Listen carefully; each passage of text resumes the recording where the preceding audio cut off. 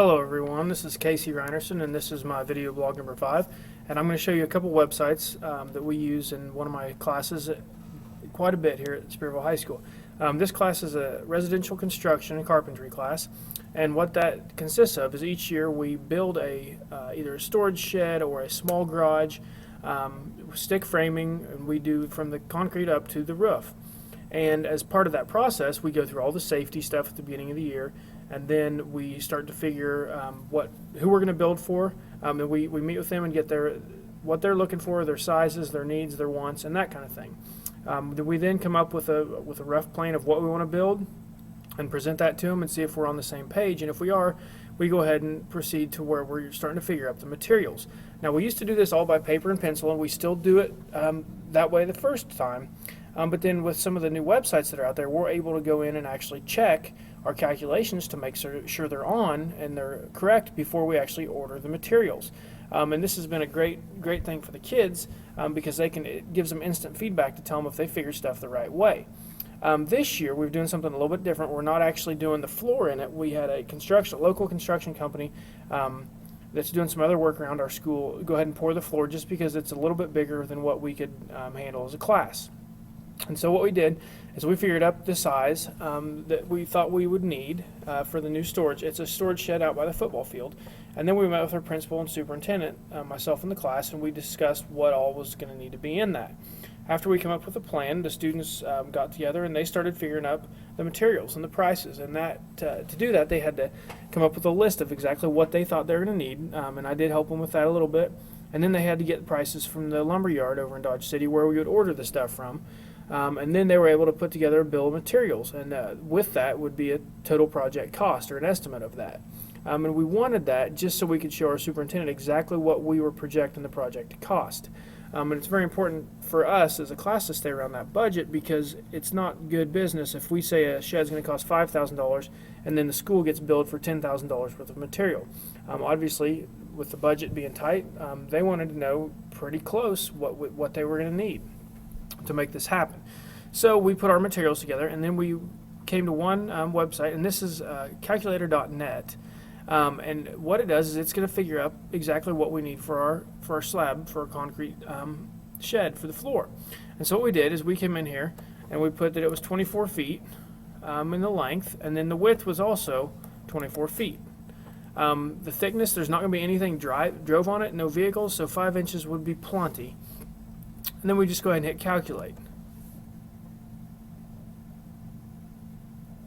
And it's thinking here. Hopefully it will pull it up. It did it for me just a minute ago.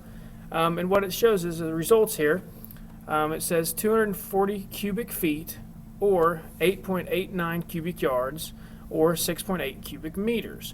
And typically with concrete you're going to order that in cubic yards.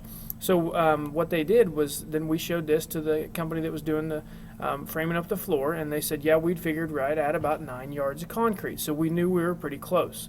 Now it also says if you're using pre-mixed concrete, it's got a formula here what that would be, and then it also says if you're using like Quikrete concrete, how many 60-pound bags, that would be 532 bags, or if you're using 80-pound bags, that would be 399. So instantly the kids were able to figure out how much concrete they needed exactly, and it was right. They're rough. The first time they figured it roughly, paper and pencil, and just using a regular calculator, they were a little bit off. I think it was close to 16 yards that they came up with they were going to need. So we refigured that, got closer to 10. The math was a little sketchy, but it was a learning process. And then we used this concrete calculator on calculator.net, and that worked great.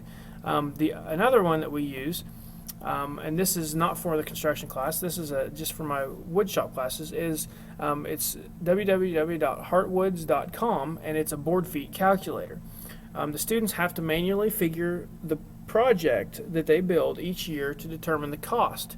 And to do that, they figure out how many board feet they used, and then we add a certain percentage for waste, and then they take that times the cost per board foot that the school has to pay, and that's how they compute their project cost. Sometimes it's hard to get the students to stay focused on that, and so what I tell them is I'll let them use this board feet calculator if they get all their measurements wrote down right first time and I okay it on paper. And what that does is it's allowing the computer to basically just let them type in the size of their boards and not have to do the math themselves, which on one hand you may think it makes them a little bit more lazy, but on the other hand it's giving them an exact answer and they're not have to worry about pushing the keys themselves on the small calculator. And it's worked out really well. Once they do that, I go back and I double check their math and do the same thing to make sure that we line up before they pay for their project. Okay, so the way this works is it's got their thicknesses in inches here, and 4/4 would be 1 inch, so we're just going to go ahead and most of our boards are 7/8 of an inch, so we're just going to put 7/8 of an inch in there.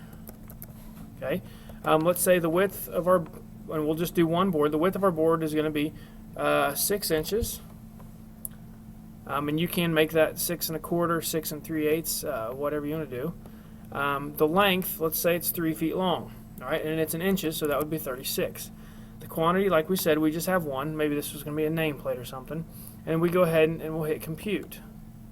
All right, and down here in our results, it shows us that they used exactly 1.5 board feet, and that's a little bit quicker way than what we do it by paper and pencil, and so it's been a great tool for them, and it gives them an exact answer.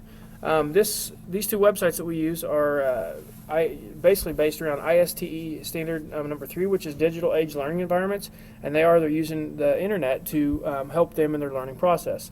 And more so, it's on that ISTE standard. It'd be 3A.